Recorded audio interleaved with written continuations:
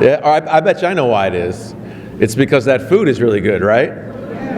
So that's the most important thing I want to tell you about. If you didn't get a chance to see Bruce or Jonathan up there, please do say hello on your way out. They are the ones responsible for this wonderful meal, and I know you love the state of the college, and I hope you think well of me, but I know you're here for the food. And I want you to say thank you to Jonathan and Bruce for putting that on. Thank you very much, Bruce and Jonathan.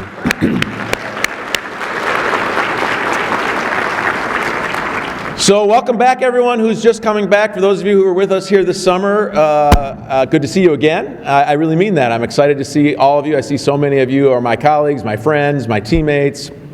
And this is a tradition that I've come to enjoy getting back into the semester. And one of the parts of this tradition is I ask, and sometimes I actually twist a little bit of arms, of our Board of Trustees to make a few comments to you all.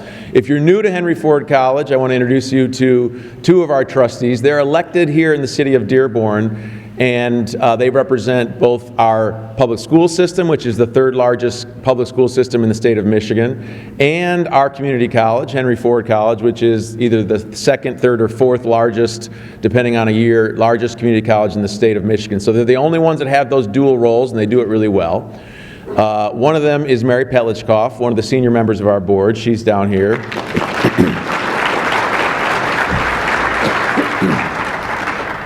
And the other is a man named Jim Thorpe, who I'm going to ask to come up and say a few comments to you. But before I do that, I want to say Jim has served twice as my direct boss, that being the chair of the board.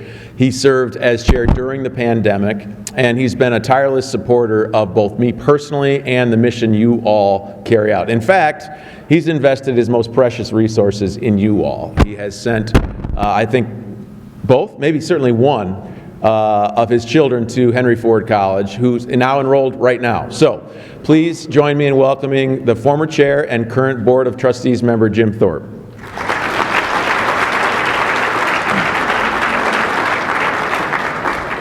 So Russ asked me to speak 3 minutes ago when I was standing outside, because he knew that didn't give me a chance to think of a lot of things to say, just a couple. One thing I was reminded of, I think last year I spoke briefly, and somebody asked me afterwards, have you gone back to any amusement parks and lost your keys again? And I was just in an amusement park last weekend and nothing got lost, so it was a really good day. Thank you for being here today. As Russ mentioned, this is exciting times for many people. I've got my son starting his second year in the Collegiate Academy here next, it's Thursday, right? He knows the date. I double-checked with him that he knows when his classes start. And we moved my daughter out to Michigan State tomorrow, so I wasn't sure if I was even going to make it to here today. But it's an exciting time. Seeing this room so full, probably the fullest I've seen this room in several years for the Get Back. And I would agree with Russ, it's probably for the food, because it's not for him, it's not for us. Maybe it's that you want to see each other because it's been a long summer and getting a chance to get reacquainted with each other. It's going to be another exciting year. We're excited for the things that are going to happen. There's changes going on at the state level. We're going to be interested to see how this free college system works out and what that's going to mean for our system. But I know that the leadership, the administration, along with the unions and the collective bargaining units are going to be working together. So I wish you the best on the upcoming year for the 24-25. Thank you. Take care. Thank you, Trustee Thorpe. And so for those of you who are new here, one of the best parts about this convening is to see each other from the times we've known each other for years, some of us decades, but also to introduce yourselves to new teammates. I take a lot of pride in this part of our teamwork, and it is a point of pride for me to list your new teammates. And if you are here, what we'll do is ask you to stand. And then I've got 2 pages of this. So if you're early, you're going to be standing for 2 pages. And then at the end of the second page of this, we're going to say welcome to you with a round of applause. So Basma Abdullah is new in HR. Nasser Abu Stafa, Associate Dean of BEPID. I think I saw him. Is Pat Chapman here? Pat, was he with you? Was he with you just yesterday? I was behind you guys in the hallway. Sorry, I missed you.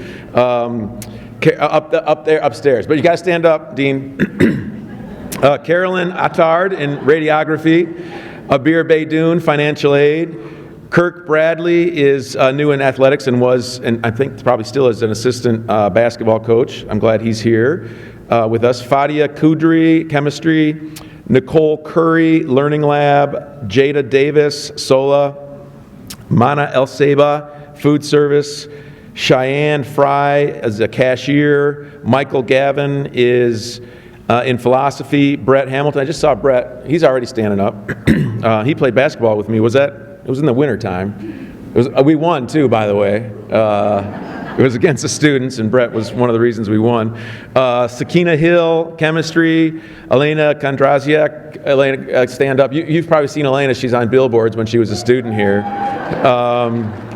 Sasso Christofsky, Associate Dean in BEPID. Yes, he up there next to Pat. Pat's got both of her Associate Deans up there.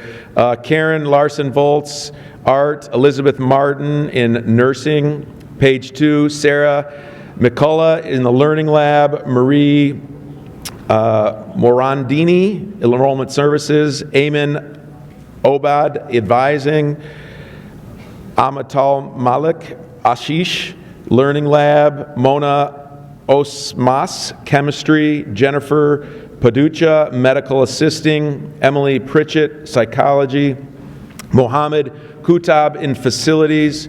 Stephanie Sisluna in Facilities. She's new with Ruben there, and Ruben is so impressed with Stephanie's work, he's basically told everyone you can't recruit her. Thomas Scott, Academic Advising. Michelle Shelton, new in HR. Where's Michelle? Is Michelle here? Hi, Michelle. Thank you for being here. Ali Schumer, Math. Kathleen Walker, Enrollment Services. Brandy Walthall Johnson, Advising. And Brandon Warren Fox in Campus Safety. Please join me in welcoming our new teammates.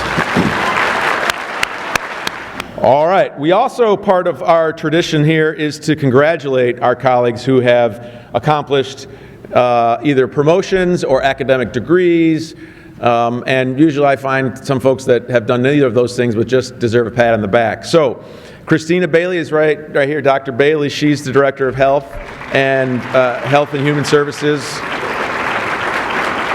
Melissa Daniel is the new Patty Flogus. I think I see Melissa there. If you don't know, Patty Flogus is the new Kathy Demetriou in my office. So when Patty came over and took over Kathy's seat in my office, and Patty Flogus is here, then her seat was empty, and the Vice President of Student Affairs, Holly Diamond, selected Melissa from another part of our campus, which is why Ruben now is trying to defend his teammate. So Melissa, welcome. John Kifritis, Facilities Supervisor. Is John here? Hi, John. Oh, well, he's not new to the college. He's new to the role. I've seen him in our community many times. Nick Passero, I saw Nick somewhere over here. Nick's a new instructor who's also transitioning from a non-teaching role to a teaching role. Amal Qureshi is the Assistant Director of Academic Advising. Hi, Amal. And then, of course, we have Charles Irish, who's Chief Tenure in Chemistry. Is Charles. We have some retirees over, and every year we do this, I'm excited to talk about all of the changes that we've seen at our campus, but these are particularly bittersweet for me, and then it's also a bit of a risk. So if you have a colleague who is not on this list, who is retired or made tenure, please let me know. I'll remedy that, certainly with a college-wide email, and then when we come back together in an event like this in January. But for right now, the list we have for recent retirees are, and I'll read this list, and then we'll give every one of our colleagues here a round of applause for their retirement and service to Henry Ford College. Hashim Al-Tawil, Nasser Beydoun, Troy Gibson, Liz Hoffman, Sue Jabara, Amy Pike, Adnan Salhi, Regina Tillman, Todd Whitaker, and Lee Yaros. Thank you all for your service. So the next group of upcoming retirees is definitely bittersweet for me. These folks, each of these people are great teammates. I want to say just a few words about each of them. I know some of you have had a chance to interact with Beth Gerarda over the last 10 years. You'll not find someone who's more devoted to the mission and more caring and considerate. If you watch Facebook, you'll not find anyone who's more in love with her golden retrievers. And I know that Beth will be having some great time with them. I haven't seen Beth this morning. Is Beth here? All right. And then the next person I want to talk about has only been here for about 38 years. So she's just figuring out that she likes HFC. So 38 years in HR at Henry Ford College. For those of you who've been around even half of that time, you know that that's been a tough job. It's been a really tough job, and for a lot of good reasons and some not good reasons. And one of the not good reasons was something I caused, and it just shows you how devoted to the mission is and how great a teammate she was and is to me. I started at this college about 6 years ago, and early in my tenure, the vice president over HR left the institution. And the Henry Ford College's HR department had seen a lot of turnover. Now, because Lynn has 38 years, you know that she was one of the very few number of people left standing. And I met with the cabinet and talked with them about who should take over HR. And I decided I would take over HR. Now, I now tell people in leadership studies what a dumb decision that was, and how I learned from that decision. And that's only half of a joke. I really did learn from that decision. And part of the reason I learned is because of Lynn's tireless work and actually mentorship of me as a young leader. Because it was a really tough time. It was a really tough time. There was more work to do. There were really important decisions to be made. And here she had a new president who she had to kind of help limp through this leadership role. And Lynn, we made it. I know many times you were in my office wondering what in the heck is this guy thinking. But you were always so considerate and patient. And you devoted your time to try and help me see the importance of your work. And I will say to you, because of you, this HR department has new leadership, has a new culture, and when you retire, you'll be leaving that place better than when you found it. And I can't say anything more important than that. So the last person on this list is a particular difficult thing for me to talk about because Ms. Clark is, as you know, a vice president on my cabinet, but like Lynn, she has had the difficult task of mentoring a new leader. And to have her decide she wanted to go to retirement, a well-deserved retirement, was a little bit of a difficult thing to accept, so I actually insisted that she push back her time. But she's a good lawyer and a good advocate, and she stuck to her guns. So for those of you that haven't had a chance to interact with our Vice President of Legal Affairs and our General Counsel, Amy Clark, you may not know that she was the first person in the history of our college to hold that role. And you may not know, if you're not a lawyer, that if you're going to be in higher education and be a lawyer, you probably have a good opportunity to be in the room where you're either one of the only lawyers or the most experienced lawyer and leading an institution's legal advice with a bunch of people who rely on you solely. If you were going to draw up your own path as a lawyer to be the general counsel, I would not recommend you serve a president who is a lawyer. But that's the breach within that Amy Clark ran into. In fact, when I started here, she and I decided we were going to have a general counsel position, and it must have been really difficult to have a new president, a new leader, who happened to be a lawyer, and then for Amy to start in this role. And if you don't know about her work, it is not an overstaffed department. There's two people there, one lawyer, and she has not only taken on that role and done excellent work with any of you all who have had the misfortune of falling into the legal holes of any institution. The best thing you can have is a legal counselor who cares about you personally and has legal acumen to help you through difficult and sometimes heartbreaking decisions. But on top of that, I started to trust her judgment so much, I started to give her assignments beyond just the legal world. Sensitive, political, small p political decisions. She often was the voice in our cabinet who had the ability to take a step back from the institution because after 30 years of legal practice, she was helping us decide how we wanted to achieve our student-focused mission without running into legal icebergs in the path ahead. And on many occasions, I had tough decisions to make. Personnel decisions, strategy decisions. And if you haven't had a chance to serve in the cabinet, you know that I push pretty hard on these VPs to tell me, what would you do if you were in my position? And I expect VPs to disagree with each other, because I sense that that's the best way to get a right decision, or at least sense my own blind spots. That's hard to do. It's hard to tell Russ, I don't agree with you, or that's not the right course.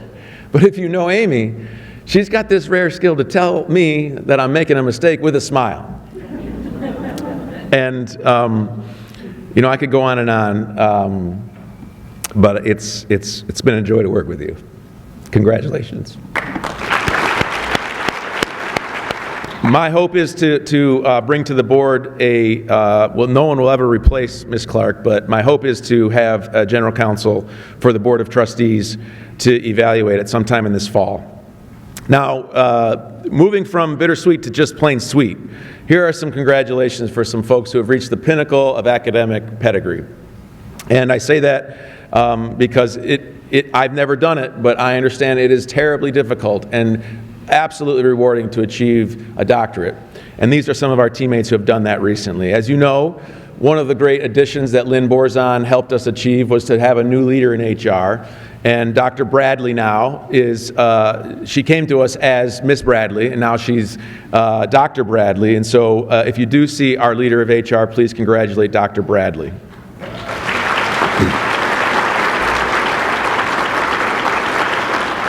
I saw Adriza up there in the foyer. Where is Adriza?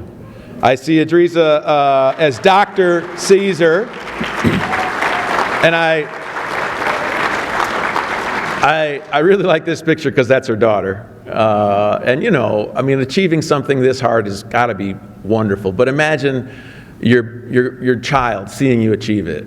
If you don't know Adriza yet, you should come to know her. She's extraordinarily talented and emotionally intelligent, off the charts. And I think this picture actually displays it. You can't raise a child that devoted to a mother without having that kind of emotional intelligence. And so congratulations, Dr. Caesar.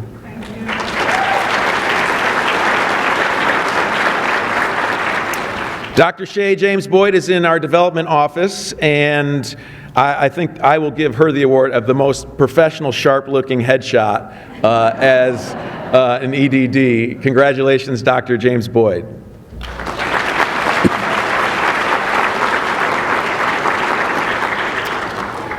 Now, for those of you who weren't aware, and I hope that most of you were, because Dr. Lonsdale has been with us for a while, and she went to Indiana University to nail out her EDD. And just like Adriza, you have a child here in this picture supporting their mother when they accomplish a doctorate. I didn't see Chelsea yet this morning. Is she here? Okay, Dr. Lonsdale, congratulations.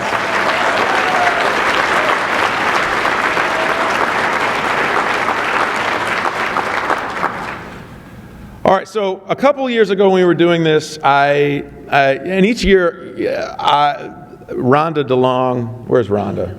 She's got the unenviable task of trying to script this show, and with me, that's a really difficult thing to do. But we've tried different ways to engage you all and change and modify this, and some of the times we've talked about how we're going to have an opportunity for you to call out your colleagues and things that are happening or great works, just like I just did. And that constantly pushes against one of my goals, which is to talk less than an hour. The last thing you all need is for me to bloviate for an hour.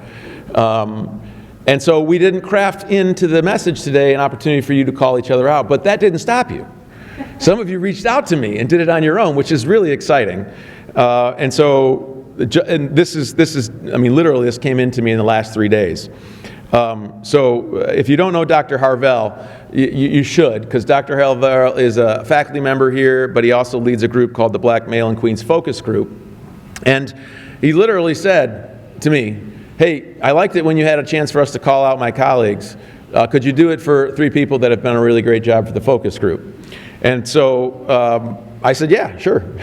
And so I do want you to know Dr. Harvell and I are going to find a way to more formally thank these individuals. But the first one is Reggie Vaughn. I don't know if you've seen Reginald Vaughn, but he's almost always walking around campus or driving around campus. And at some point, Dr. Harvell will extol the virtues of how Reggie supports the focus group. Like Mr. Vaughn, Karen Schoen leads the campus safety group. And I'm sure that the focus group needs support from facilities almost all the time. Yeah, Dr. Harvell's almost always sitting there. Is that a fair rendition of what the campus safety folks have done? Indeed. Okay. And then, of course, if you don't know Walt, it's ironic because I did a video with Walt, I think about a year ago. I don't know, Walt's probably out there still working, because if you come to this building, or if you go in the back of the building, or the back of the campus, or anywhere else, you'll see Walt actually working hard. A laborer working hard to keep this place clean and nice and supported. And I saw him already this morning, but if you see Walt, please do let him know how much you thank him, because Dr. Harvell wanted to say that. And the last thing I'll just say about Walt, I talked to him, I think he said to me today, I think he's rivaling Lynn Borzon. I think he said 37 years at HFC. And Walt is an extraordinary hard worker and a good person. We just don't have a lot of teammates that you have for 37 years that devote their time. And frankly, that's not his only job. He has another job outside of HFC. So I appreciate Dr. Harvell telling me that he needs some recognition. And so because I was going to break the seal on recognitions, I decided, Dr. Harvell, I appreciate you bringing this to my attention, because I had some backlog of things I wanted to congratulate people on, just like your email. And so I threw this slide together. Actually, Rhonda threw this slide together just last night. And it's another rundown of things I just want to congratulate people about, because it's a really fun part of this job, to be a teammate of these people. So if you didn't realize, I want you to realize that the college experienced two significant IT risks in close succession. One was, and you saw this around the world, one of the third-party vendors had an update that failed. It actually wasn't even a malicious attack. It's called CrowdStrike. And it stopped operations at many, many institutions, including HFC, including Delta Airlines and the Detroit Metro Airport. And there was really only one person at the campus who jumped in and fixed it as quickly as possible. And you might not even have known how long we were down.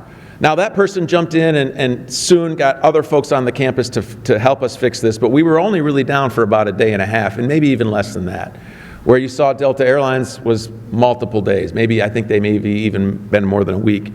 And if that weren't enough, almost a week later, and I know this story because I took a vacation, and I was camping with my 11-year-old, and I got a phone call from this person. I'm sleeping in a little camper with my 11-year-old next to me, and it's like 5:45, and this name comes up, and I'm like, oh, this is a bad call. This is a bad call. And I so much wanted to hide from that call. I didn't answer. I texted back, and I wrote, urgent, ? And this person wrote back, yes, ! I wasn't going to share that. So we got through that problem. I did take the call, and we got through the problem. Frankly, I just heard him say what was happening, and I said, sounds like you got it covered. Call me if you need me to rush back to campus, which he didn't. But then less than 2 weeks later, I know most of you figured this one out, because we had to spam your emails literally to say, hey, we've been phished, we've been attacked, and at least a handful of our students have clicked on something that asked them to divulge their password and their username at HFC. And once again, this person got his team together and immediately responded to the risk, and actually quarantined the risk. And these types of risks, you never know whether someone lies in wait. So we're not quite out of the woods, but I can tell you, every week that goes by when we're still up with our emails with our students and we haven't had another cyber attack, these are two instances where someone who quietly works away, although if he speaks, you know he's not quiet, he's leading a team that we all rely upon, just like most of your work. None of you are asking for parades. None of you are asking for accolades, but you're each doing such important work. And so he didn't know I was going to go on and on about this, and frankly, I haven't even seen him. But is he not here? Okay, well, good, because he would be very red-faced now. But if you see Joe Zitnick, please thank him. Now,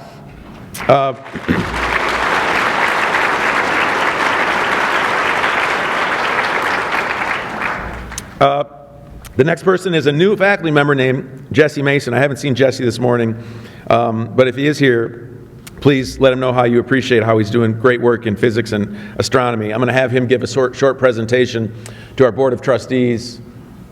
Hey, I should have noticed the bow tie. Good to see you, Jesse. But he secured a $20,000 grant for HFC students to work on a national project. He's going to present to our Board of Trustees next week on some of his work, and I was really excited because he asked me to give a short presentation to a group of folks from all over the region and big universities who came here to do a presentation for our students. And if you see Jesse, he's a new member of our faculty, and he's an example of what I'm excited about. Folks coming to this campus, folks who have been here 38 years, and everyone in between devoted to our mission. So thank you, Jesse.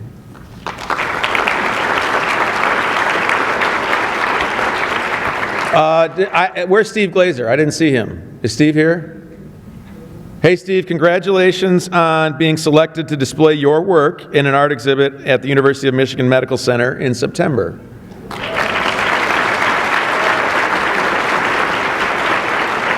And if you haven't seen the gallery that he's got across from his office, go see it. I brought our trustees there to see it. It's a new, updated place to show students' work. It's fantastic. Is the president of SSA here, Joni Morris? All right, stay standing, Joni, stay standing. Is Mark Tade, assistant director of HR, here? He may not be here, but, so, President Morris, I want to congratulate you on your leadership with SSA, and there's really nothing more important than negotiating a contract. And it's a difficult thing to do. For those of you who have been in collective bargaining, you have to elect your leader, and then your leader has to devote time to negotiating a collective bargaining agreement. And those things, by nature, can be difficult, and they can be contentious. Now, we had a leader from HR that was working directly with Joni Morris. His name's Mark Tade. But, you know, the truth is, to get a collective bargaining agreement passed, and I used to be a union negotiator, I know what this means. You have to understand what your members can accept, you have to deliver service to your members, and then you have to be able to get the administration to accept it. And Joni, your members are so well represented by you. You're a person of integrity, people trust and like you, including me, and you have delivered a 3-year agreement that delivers real benefits and increases in more ways than just money. So congratulations, President Morris.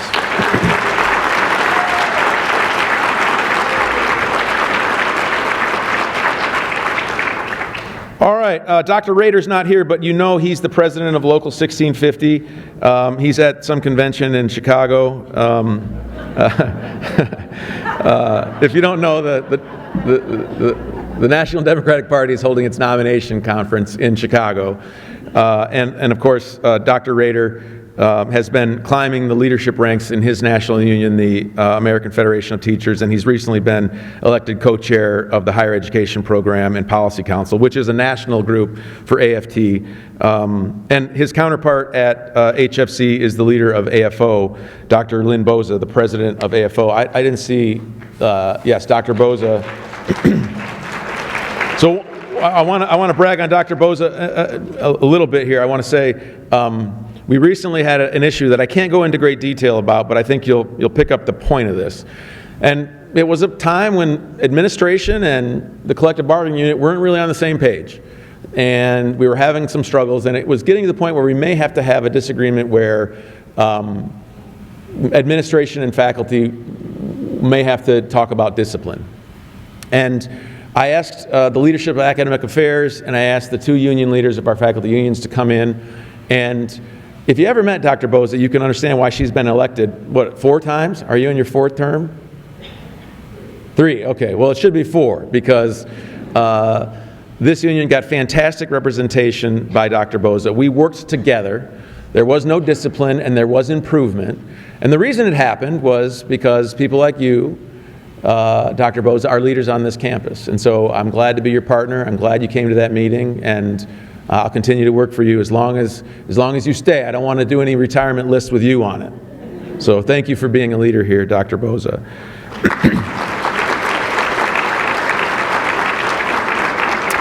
All right, I'm going to do 2 updates on some things that are happening on campus, and then I'm going to be quiet and answer any questions you have. And then after me, you're going to get to hear from the chair of the Faculty Org and Faculty Senate, Dr. Mike Hill, who I see here. And just please give me a warm welcome for Chair Hill, who's here.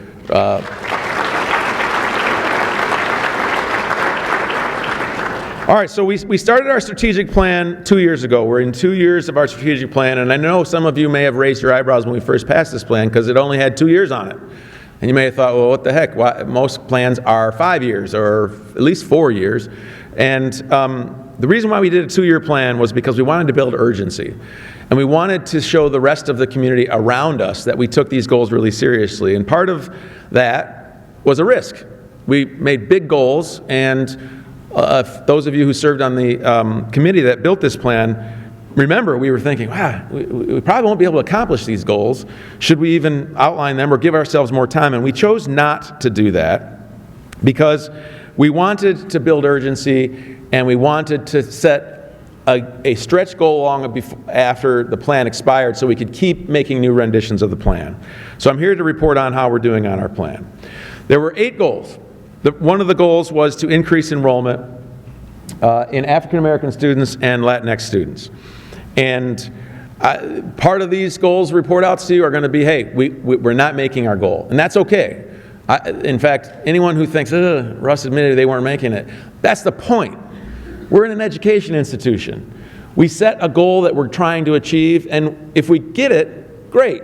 But if we don't get it, even more great, because then we get a chance to do learning. Then we get a chance to refine and rethink what we are trying to achieve. Now, I could give you a bunch of excuses, and I think there are some actual, not excuses, real reasons why we did not meet our goal, and we're actually going in the wrong direction for enrolling more of these students.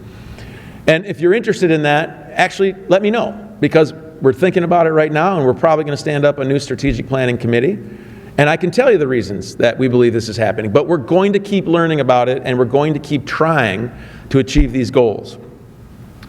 The second goal was an attempt to identify parts of our institution's curricula that seem to have one type of student or a small type of student and exclude other types of students. And so I know this graph is hard to read, but the point I can report to you is we identified of the top 50 enrolled programs in our college, which ones seem to have only one type of student, whether it's a female or a male or a minority. And we said we want to try to diversify those curricula so that the pedagogy is stronger, but also so that we can start living up to our goal, which is to say, irrespective of your identity, you have access to each of these programs. And I'm here to report to you that we are making progress on that. So of those highest enrolled programs, we were able to increase the diversity of them in 30% of those. And that was for race and ethnicity. And we were able to increase the diversity of the programs vis-a-vis gender by 67% of those programs. I'm going to throw a bunch of numbers at you, and I expect you may have some questions, and I'll sit with anyone who wants to talk about these questions.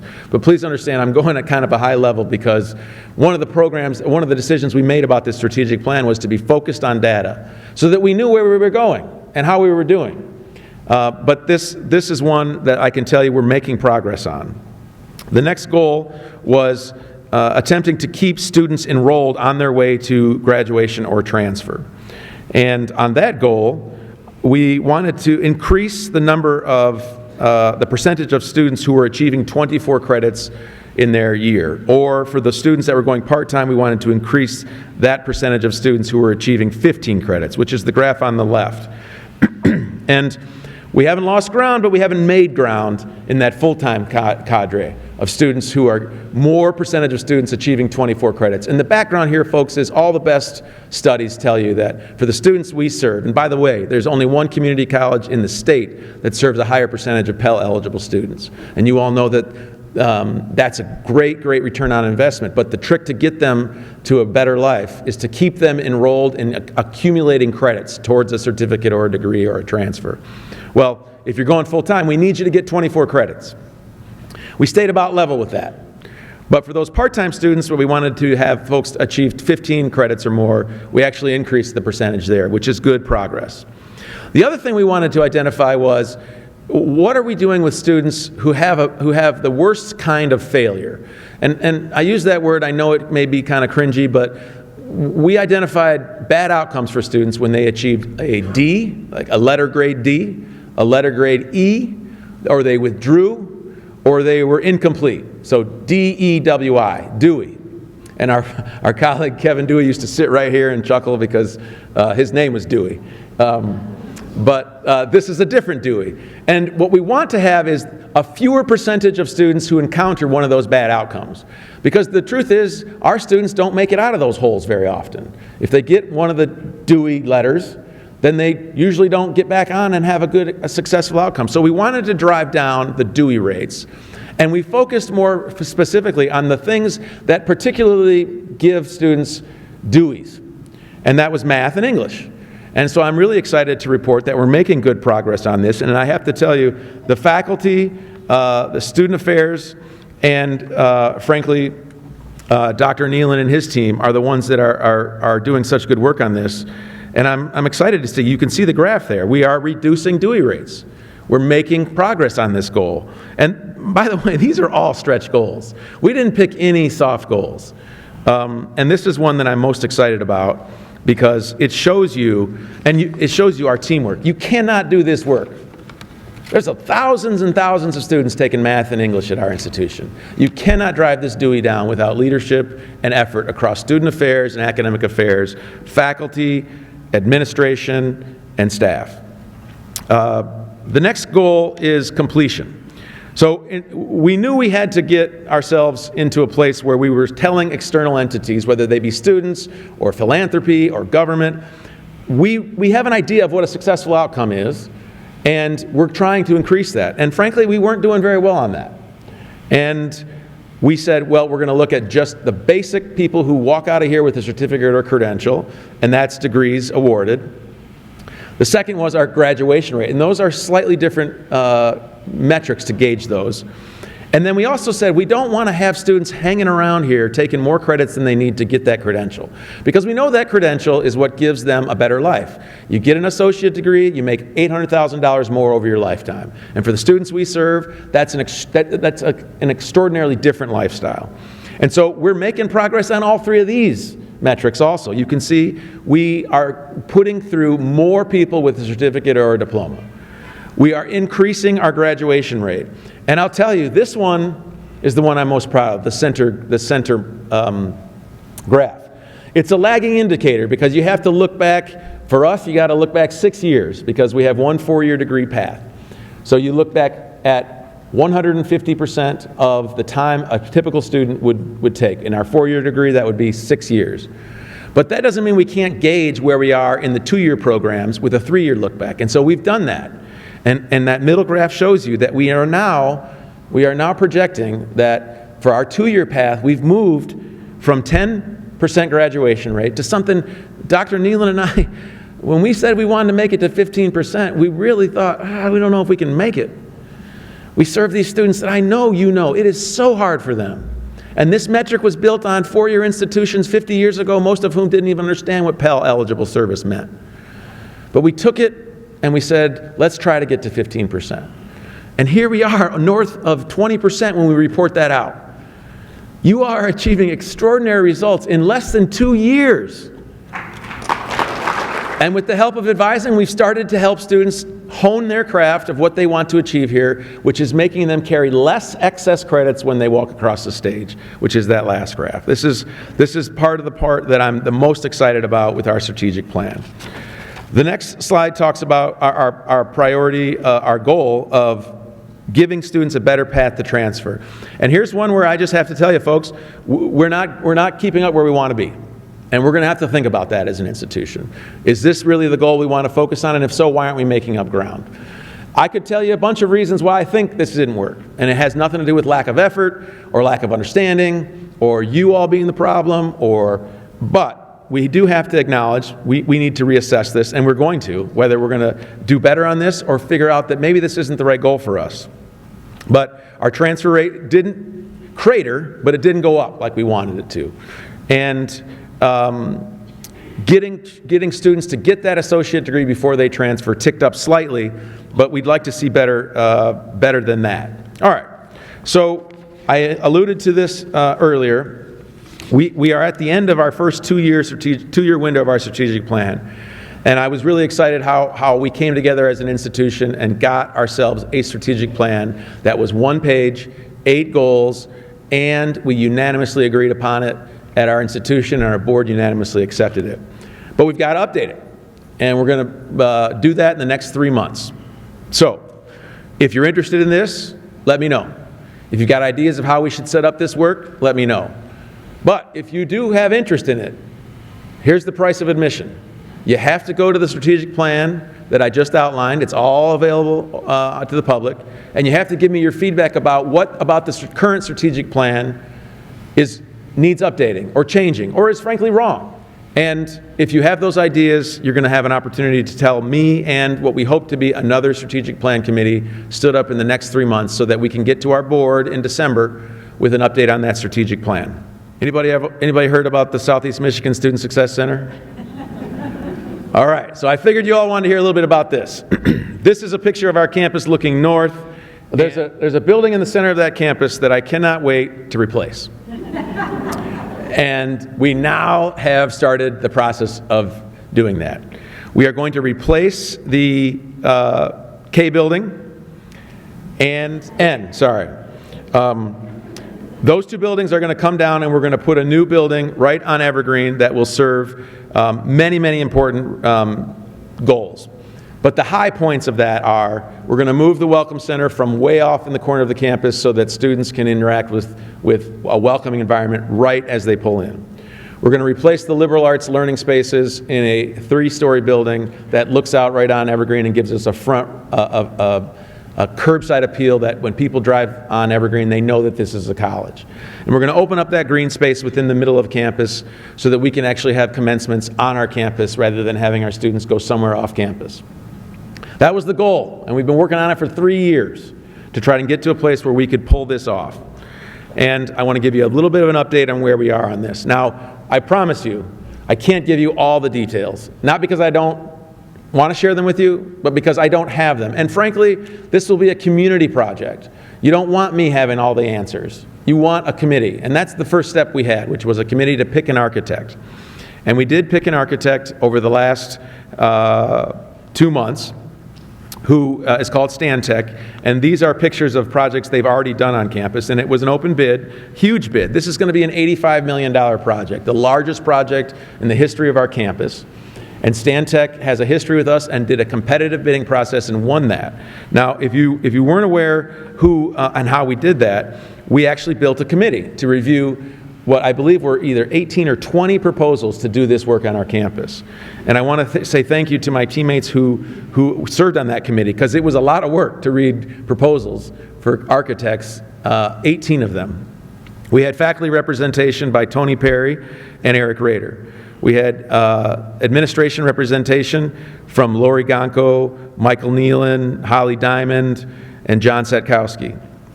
We had staff support by Jane Sekelaris and Denise Pichet, and we had academic leadership, Brad Romans, Dean Romans. And if you haven't met Dan Murray yet, I want you to meet him. He has the task of filling Fred Steiner's shoes, but he was the one that directed this entire process, and he's an excellent, excellent teammate. Is Dan here? No. Okay. But I want you, when you see Dan Murray, please thank him, because he orchestrated this whole thing, and we did pick Stantec to do this project. And the project is to design the next building that will happen. Now, here's the phase one of how that'll happen. Because we've got to get the next step, which is a construction firm. So you hire an architect to help you design the building, and we'll do a lot of demolition. And then you also hire a construction firm to execute that plan. This is phase one of that process. Now, some of you may think, well, Russ, I thought you guys were going to be ahead of that. I'm still hoping these numbers are out in the future, but I don't want to overpromise. I do want you to know that this is an exciting project. It's an exciting time, but it also may generate a little bit of anxiety. Hey, Russ, what's going to happen with where I work? Hey, Russ, what's going to happen with where I teach?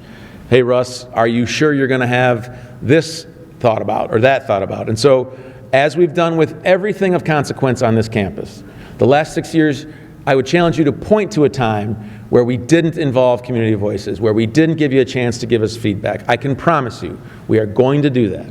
Now, will we eliminate all disagreements? No, I can't promise you that. But I will give you an opportunity to tell me and to tell the committee, and we will stand up a committee, what we want in this new building with the broad strokes of what I already outlined. And my hope is that that we'll be moving as quickly as possible, with this being our first timeline. And when I finish here, I will take any questions you have. I'm sure you have some questions about this.